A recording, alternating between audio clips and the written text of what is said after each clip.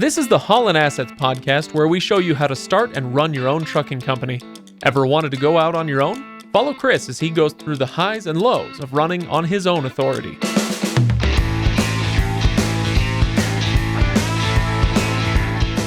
Welcome, everybody. Welcome to the Haulin Assets podcast, episode number 129. Today we are talking about April 2023 financials, along with some other stuff as well. I think there's actually going to be another topic that takes up at least as much time as the financials. We're going to be talking about, well, basically sales. So strap in, get excited, everybody, because it really will be a good one.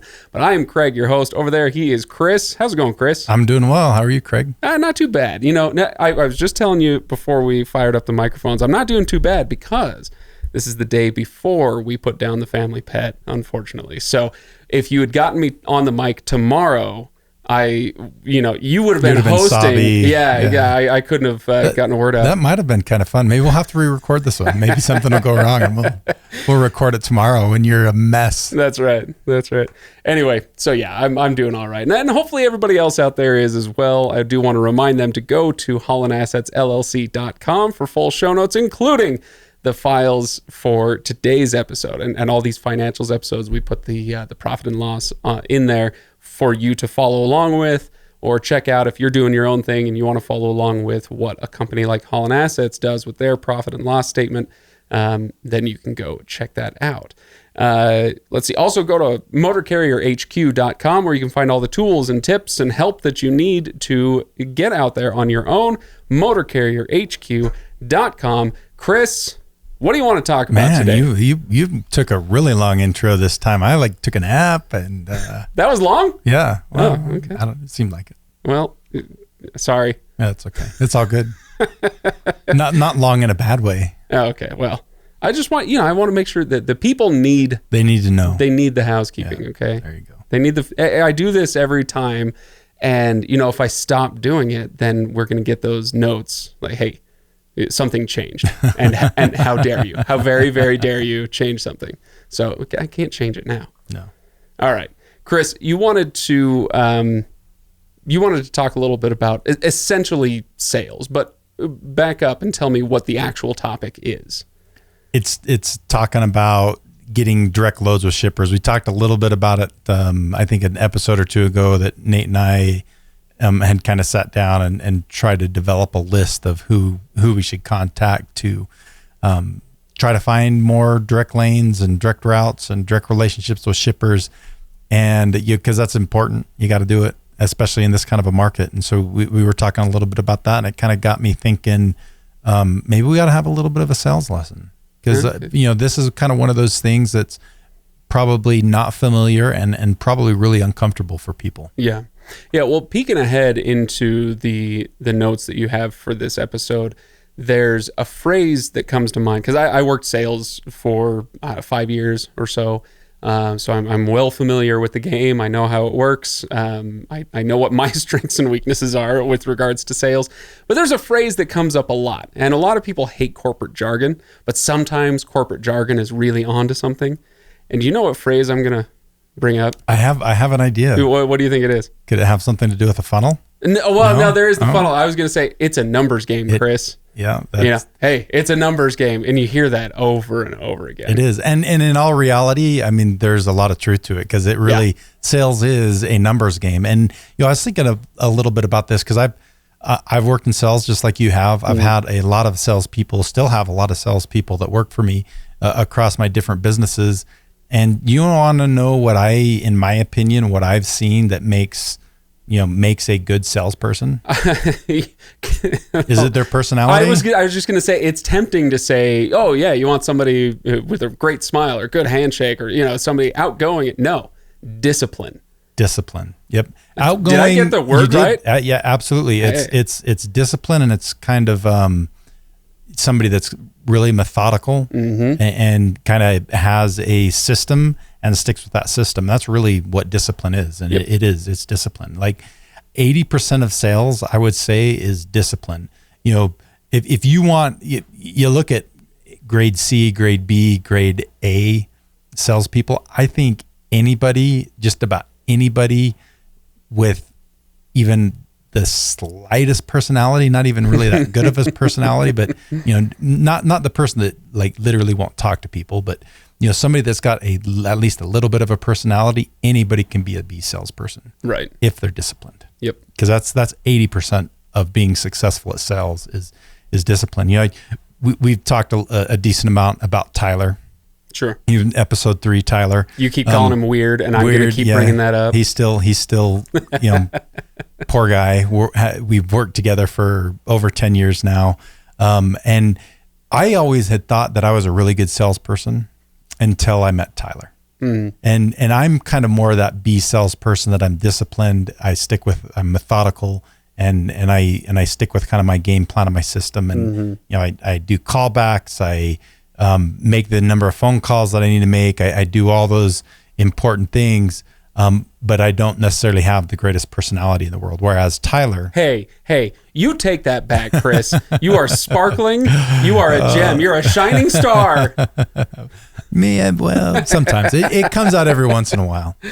But Tyler's he's the kind of the whole package. He's kind of really more got all those things. And so he's an A-type salesperson. He's got a system. It works for him. He sticks with it. And he does it. He does a really good job.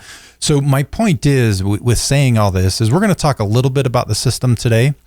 And you don't necessarily have to be we kind of joke, and one of Tyler's nicknames is the Silver-Tongued Devil, just because he's a really good talker. He loves to talk to people, and the ladies love him. And the ladies love him. But he's sorry, I couldn't help it. And he doesn't have a man bun. And hey, neither do I. My hair's down right now. Thank you very much. And anyway, he's got a really great personality. He's fun to be around, people like him. So you don't have to be that kind of person to be decent at sales. To be a B grade salesperson is still a good salesperson. It's better than average. You're doing a pretty decent job.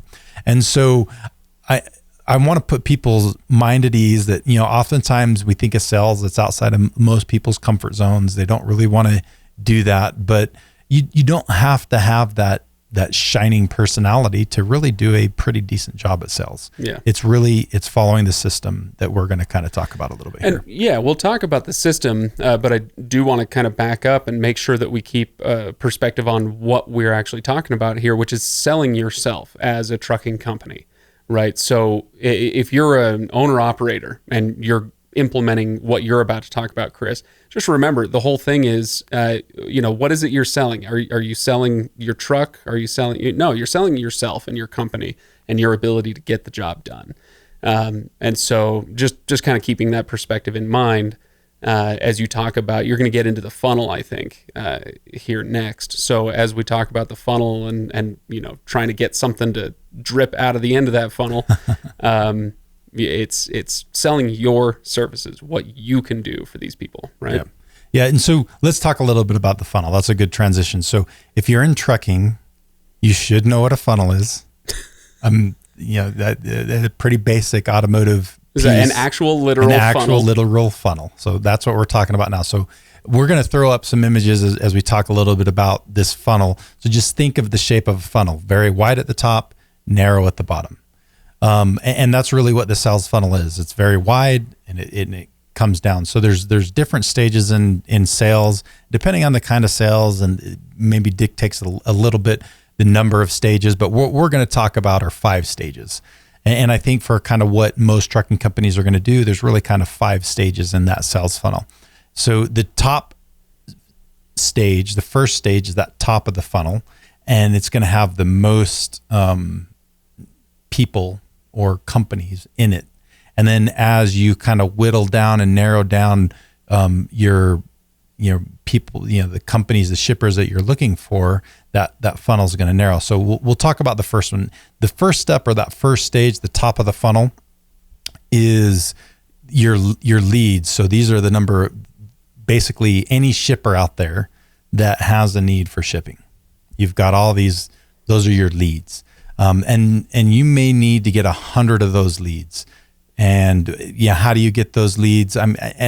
There's a lot of different ways to do it, but you can use things like Google, just like where we do reefer.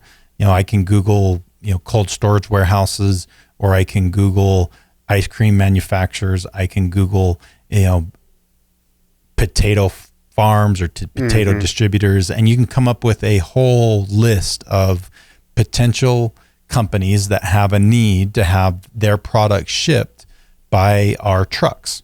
And so that's basically what it is. You're just looking for any company that potentially might have a need to use your services to ship their product. Casting that net wide. Casting it very wide. And so you're going to take those tons of leads, and then you're going to put them, they're going to be at the top of the funnel. And then the next step, or that next stage, is we're going to call it dialing. So the people you actually talk to. Yep. So this is what you're going to do is you've got all these leads, and you're going to call each one of them. And, you're going to get, let's say that 100 that you did, 75 of them are disconnected number, or 25 of them are disconnected numbers. So only 75 of them, or maybe a few of those two, just as you kind of learn more about them, you realize they're not a match. Yeah. You kind of throw them out right away. And so of the 100 that you start off with, you may go down to 75, where you're actually dialing a phone number. And you give those 75 a call. Of those 75, maybe only 25 of them are going to get to that next stage, which that next stage is a conversation. So you think about it, you start with 100, and you call 75 of them, and you get down to where 25 of them you actually have a conversation with, because maybe of those 75, some of them are disconnected, some of them you just leave a message, they never call you back, you never get to have a conversation. But of those 100, you get to have conversations with 25 of them. And then you have that conversation with them, and it's really a good idea when you do this is you kind of write out a little bit of a script, at least your first line or two. Hey, how am I going to approach it with these guys? What am I going to say to them? How am I going to start this conversation? So you should probably write something out so you're pretty consistent, and you'll tweak that over time as you kind of get better and you refine your process. You're going to kind of tweak that intro that you give, and you don't want your intro to be very long. It's a quick, maybe 5 to 10 second elevator pitch of who you are, why you're calling them, and how you can potentially help them. Does that make sense? Makes sense. So yeah, that will hopefully develop into a little bit of a conversation. You have conversations with 25 of them, and through that conversation, you may get 5 of them that have a need for what you provide and are willing to work with you. And so, or at least talk to you, or at least keep talking. And so, of those 25, you may whittle it down to where you've got 5 of them that kind of meet that qualified criteria, which is really that next stage, the qualified. So you may have 5 that are qualified.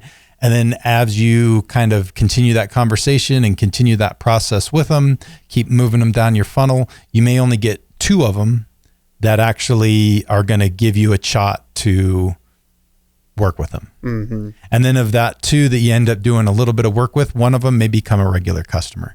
So if you think about it, this is where sales is kind of that numbers game. You start out with 100, and you may only end up with 1 or 2 at the bottom, but you've got 1 or 2. And that's where it's, for some people, that can be really discouraging. Is like, yeah, I've called so many people, I've tried so hard, I've got all this, this top of the funnel, but that's where you have to remember and realize that this is a numbers game. It's a numbers game. And the salespeople that follow that process and are persistent and are disciplined and stick with that, you know what? I'm okay getting rejected 99 times because I know it's going to take 99 or 98 rejections to get to that 1 or 2 that are going to become a customer. And you have to kind of get to that point where you're okay with that level of rejection, because that's what sales is. You're going to get rejected way more than you're going to get, you're going to find a match. Just ask anybody who's in the dating scene, right? Yeah. So yeah, no, it's, and on the flip side, it's important for anybody who has tried to form relationships with direct sellers and been discouraged. Think about your experience. Why were you discouraged? Did you make 3 phone calls and none of them panned out and you went, oh, this is too hard, and threw your hands up in the air and said, I can't do this? It's going to take more than 3 phone calls. Very likely. Who knows? Maybe you find that unicorn out there. That's possible. But no, the sales funnel, hey, it's a numbers game, all these things, they're cliches for a reason. Some cliches are very well earned. This is one of them. Yeah, So. it's very well earned. And so I've got an impact tip at the end of this episode, and it's going to be kind of in this same subject. So stick around to it, and we'll talk just a little bit more about it at the end, and give one more kind of quick pointer of how to make this whole process successful. Chris knows how to tease. He knows what the people want. The people want more talk about sales funnels. Okay. That's good stuff. All right. So for our main topic today, Chris, we're talking about April 2023 financials. I shouldn't laugh because it was a rough month. Not so great. And people could see this coming, right? We've been talking about this for the last few months. It's been a tough time. That has not been alleviated in the last month. And so, so it's looking, no, we're not going to use the word dire, but it's looking discouraging. That's a word that we've used already today. Right? There's good. Yeah, that's a good way to put it. I'm kind of starting to feel like a little bit of a broken record because it's been that way for a decent amount of time. Like 6 months. That's where it kind of can become discouraging, is that you're like, all right, 1 or 2 bad months in a row, I can live with that. But when it's just month after month after month after month of challenging months, it gets hard and it gets discouraging. And that's where as a business owner, you have to kind of relook at things and maybe refocus and realize, okay, this is kind of part of the process. And, this happens, and, you can't let that get to you, even though it's not very easy. And so, as I kind of think about this and walk through it, I think there's really 2 kind of main keys that you have to kind of keep in mind to help you get through a challenging time like this. Okay. All right. So, do you want to talk about those before you talk about how challenging a time it is? Yeah, let's talk a little bit about that, and then we'll get into the challenging time. All right. So let's get, okay. How are we going to equip ourselves for the conversation to come, Chris? Where do you want to start? We're going to prep. So let's just talk about these first 2 keys. And the first one's really, I'm not going to dive into it very deep. The second one we'll dive into a little bit deeper. But the first one is you just have to have a will to survive. Like it's not one of those things like as soon as the hard times start, you can't just lay over dead and just say, hey, I'm giving up. Right. You've got to like the family pet that's lived a long life. Like they've pushed through to the end, and you kind of have to have that will to survive no matter how difficult it gets. And that's a big, one of the big, I think, differences between those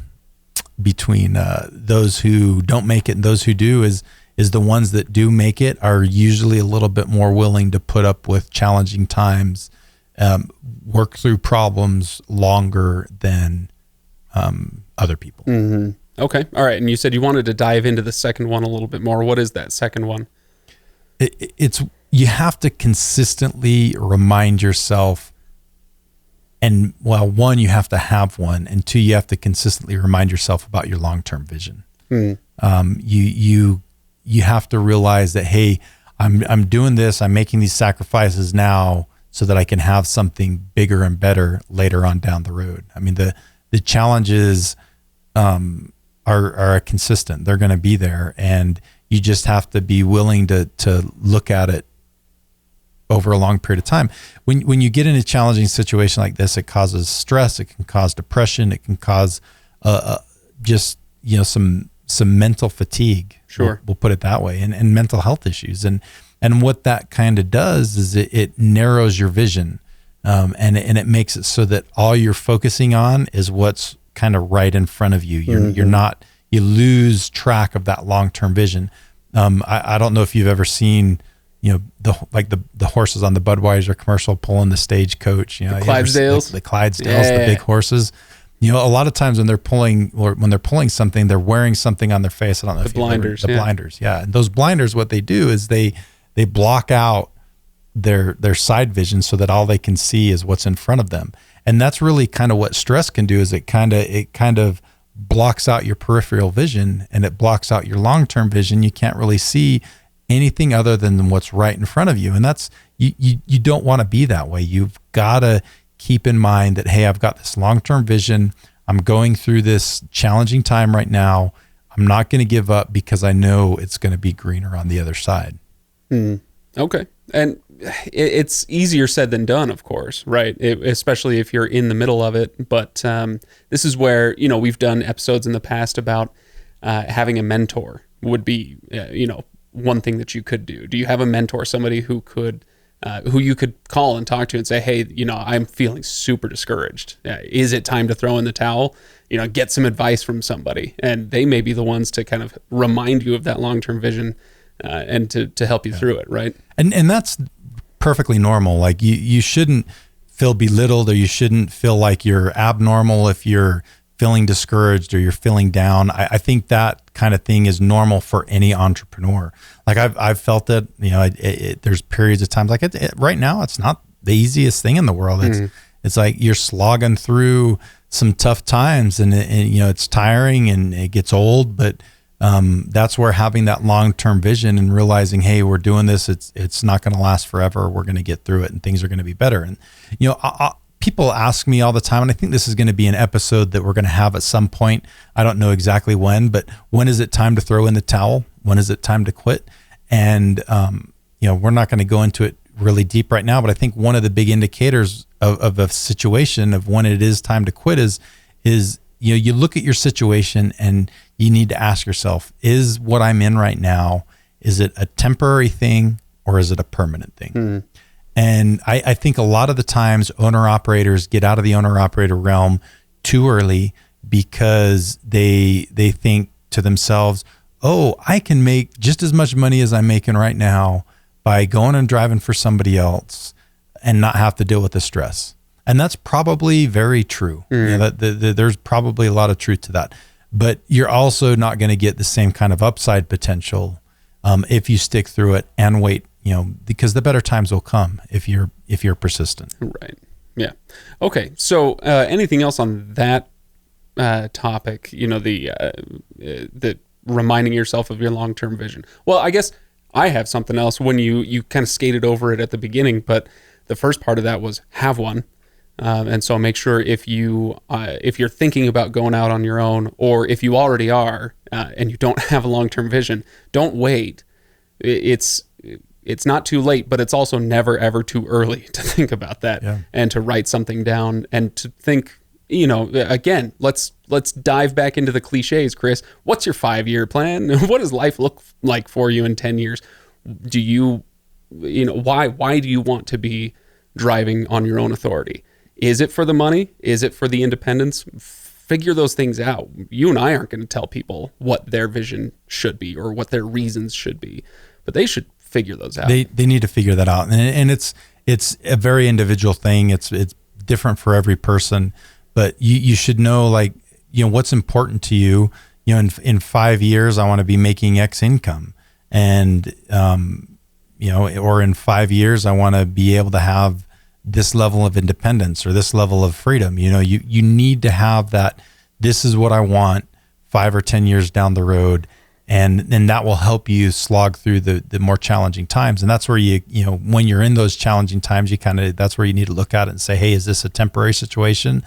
Or have I got myself into something that I can't get out of and it's more of a permanent situation? Right. Because if it's temporary, you can just kind of, okay, I'm going to continue on and I know I'm going to be able to get out of it. Yeah. Okay.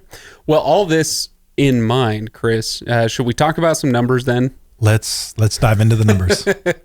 We'll try to hold back the tears, Chris. All right. So April, 10 trucks on the road. Is that right? Or what? 10 trucks in the fleet. 11 trucks in the fleet, 10 of them that we're trying to run on the road. One of them we're still trying to sell. I was going to say, so you haven't sold truck one yet? Okay. Yes, I accept. I will take it. Okay, great. Just write me a check. Cheers today. $23. I'll even deliver it.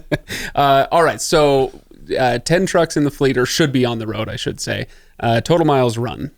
97,331. Okay. So just a hair under 10K per truck, which is kind of that's our basement level number where we want to be per truck is 10K. Yeah. And preferably more like 11 or 12. And I would say in the market that we're in right now, it probably needs to be higher than that. Yeah. Every mile you get above that 10, your fixed costs are essentially covered, and the profit of each truck increases at a much faster rate for every mile over that 10,000. And so right now in this market, like even 10,000 is probably too low. Yeah. Okay. We probably need to be closer to 11, maybe even 12,000 per truck. And I actually, in preparing for this episode, I actually went through each truck individually to kind of see how many, get a little bit better idea. And we had several trucks over the 12,000 mile mark. So that must mean that there were some trucks that were sitting a lot. There was one truck that sat a good chunk of the month, and then a couple other trucks that sat longer than they should have. Okay. All right. Maybe not say longer than they should hung, longer than we would have liked. Okay. So 97,000 miles total for the 10 trucks. How many of those were deadhead? 5,239. Which is actually pretty good. Just over 5%. Just over 5%, 5.4%. So that's not a bad number of deadhead miles. Okay. So that's looking good. Total revenue then. This is where things start to get really bad. $177,508.38. Which, if I'm doing the math right in my head, I'm looking ahead at the rate per mile, 177K over 97K miles. That's not good. That's less than $2. It's the worst, by far the worst all-in rate per mile that we've had since pre-COVID, back in the days when I was driving. Holy smokes. Do you know, is this, obviously the rates are bad throughout the market, but has Haulin Assets been hit especially hard, or do you get the sense that, hey, everybody's going through this right now?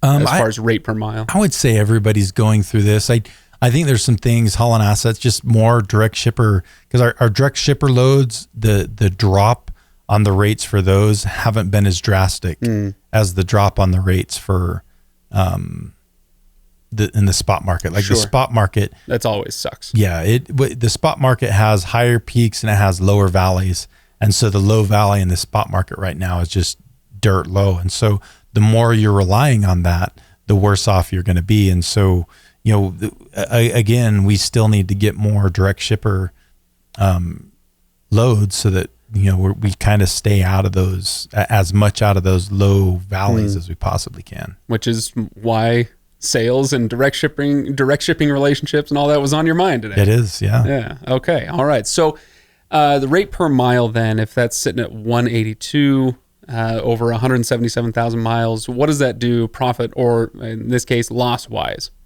So the loss was $8,221.70. So, I mean, $8,000 loss seems like a lot of money, and it is, but when you look at it as a percentage of revenue, it's not horrible. But look at you and your silver linings, Chris.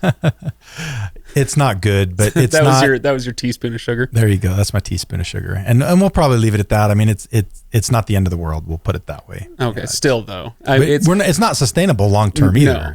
But I mean, that's the thing is we've been talking for I want to say 6 months now. I don't know how many months it's actually been, but we've been talking for months and months about how if you're just a few grand over, in the profit area, if your numbers are in the black just a little bit, that's not sustainable either, because you have other costs that aren't reflected here and there, and all that stuff.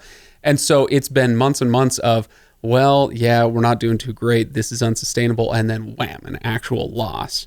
That's demoralizing. That sucks. It's not fun to hear about. Nope. So, but again, kind of on the last, I think it was the last episode, we talked a little bit about, kind of the future of the freight market. I think we're closer to that bottom of the floor of the valley, if not already in it. So, it's just a matter of how much longer it's going to last. I'm pretty confident we're not going to go out of business this year, but if this same thing's happening 18 months from now, that would be hard. That would, yeah. Okay. Well, let's not club our seals before they're hatched, or I don't know, whatever, Chris. I think you mixed up two analogies there, but it sounded good. I liked it. Well, I didn't want to count chickens. That sounded too happy. Okay, or $8,000 in the hole isn't a cute little chick. No, it's not. In the coop. More like a turd. in the punch bowl. How many old sayings can we work into this? I think this is a record. This show, yeah, you're on a roll. The cliches in this episode. Just don't stop. Can we put that in the title here somewhere? It's the cliches of April. It's like the Ides of March, but well, less Shakespearean. Okay, Chris. Did you feel like you said with things maybe possibly improving, is that just going to be a function of things can't stay this way forever, or is it kind of a cyclical thing? Hey, we're moving into summer, Memorial Day, we just had Memorial Day, hopefully things will start turning around? I think it's a little bit of both. I don't think the freight market itself and the trucking industry itself can sustain where it's at right now. It can't. And with that being said, also, kind of looking at our numbers for the latter half of May versus the first half of May, I think things were a little bit better the latter half. Now the question is, does that continue throughout the summer and at least kind of stay where it's at right now, or maybe even go up a little bit, or does it go back down to where it was at the beginning of May? I think I'm going to be optimistic. I think things will get, at least kind of stay close to where they're at. But the next couple weeks we'll get a little bit better idea of whether that's the case or not. Okay. Well, let's speed run a little bit through some of the P&L stuff, the profit and loss statement, which again, people can follow along with at haulinassetsllc.com. Just click on, you go to episodes, and then you find this episode, click on that one, and it'll have that documentation there. You can check it out. But any highlights that you want to pull out from that? Okay, speed highlights. So revenue was down. Obviously, it's the lowest that it's been in since November, and that's even lower considering we have more trucks now than we did in November, at least one truck more. But the biggest issue is just the rates. Freight rates are, especially on the spot market right now, are just terrible. We also had about $7,600 of damage that we paid for, and this was actually for something that happened months and months ago, probably close to 6 or 9 months ago. But we decided not to get it fixed right away. We ended up, it was some front end damage from one of our previous drivers. Fuel was 36.3% of revenue, which is the higher than we would like it to be, but it's not the highest we've seen it. And again, that higher percentage is more a function on the low rates than it is on necessarily high fuel prices, because fuel prices right now are actually better than they have been. Let's see. There was our work comp. We had to make a work comp down payment in April, so that was higher than normal. And then we didn't have a truck insurance payment this month. We were in April because we renewed, and we switched from kind of your traditional, you pay this much per truck, to what's called a mileage reporter. So we actually pay based on the number of miles we run. So if we have a truck sitting, it's going to actually, we'll save, we won't completely eliminate the insurance cost for that one truck, but it'll go way, way down. So that's good. Is the inverse true though? If you have a truck that is just, tearing it up one month and logs 15,000 miles, that truck is going to be very expensive to insure that month? Not very expensive, but it will be a little bit more expensive. But but then at least at that point, you're making more revenue off of that truck. Right. So it's kind of the mileage-based reporter is what it's called. It's once you get to a certain truck fleet size, you can switch to that. And this is the first year we've been big enough where we've been able to do that. It's usually somewhere between 10 and 15 trucks before they'll let you do that. And so we're there, and it's a good thing. Okay. All right. And then IFTA payments, right, was the last thing on the list. April was an IFTA month, so we had some IFTA payments that cost us some money. Yeah, it's and this is I feel really fortunate actually, because you haven't asked me yet to remember what IFTA stands for. So, Chris, any final thoughts on the numbers before we get to your impact tip, other than woof? Woof. Okay. All right. Simple enough. Let's hope it turns around. It's, we've been a bit of a downer this episode, but hope springs eternal. There's another one, Chris. Oh my gosh. We better end this episode now. Can we get through the impact tip, please? Let's hope it turns around. We're not going to have any subscribers after this one. Oh, that's not true. I've been so highbrow today, Chris. Never mind. What's your impact tip? I want to hear it. All right. The impact tip, build the leads in your funnel. Build the leads. Okay. Yep. What do you mean by the leads? So find those shippers. And what I recommend is start small, start with 10, try to find 10 shippers that you can call. So you'll start that lead stage, find 10 with phone numbers and get ready to call them, and then start working through that sales funnel. And I think the reason I think you start with 10, which is really a small number, is because that'll kind of help you refine your process a little bit. So if you make 10 phone calls, you hopefully should be able to have 1 or 2 conversations from those 10 phone calls. And then that'll help you kind of refine that little 10 to 15 second introductory pitch that you make. It'll help you maybe hone in a little bit better on what is a good qualified, like a lead that you're more likely to get a call to and have a conversation with. And so just do those 10, refine your process a little bit, and then go do it again. Do another 10, refine your process a little bit, do it again. Once you feel like you've got that process down, then maybe go out and get 50. Yeah. And try to give 50 a call. Yeah, I like that because it's kind of what we were talking about at the top of the episode, but it's not as intimidating as having a giant spreadsheet with 100 companies or names that you need to fill in. Keep it simple, get your process dialed in. Yeah, I like that. Okay, good impact tip. Thanks, everybody, for listening. Thank you, Chris, for the impact tip and for the extreme pessimism and depression from this episode. Appreciate it. But for everybody else, HaulinAssetsLLC.com and MotorCarrierHQ.com. You should go to both of those places. We would greatly appreciate it, especially if you do that after leaving a review on iTunes or wherever you listen. Apple Podcasts, it's called now. It's only been like 3 years, Chris. And one day my brain will click in and it won't be iTunes anymore. So I guess I'll see you in a couple weeks, Chris. Yeah, all the analogies brought to you by Craig.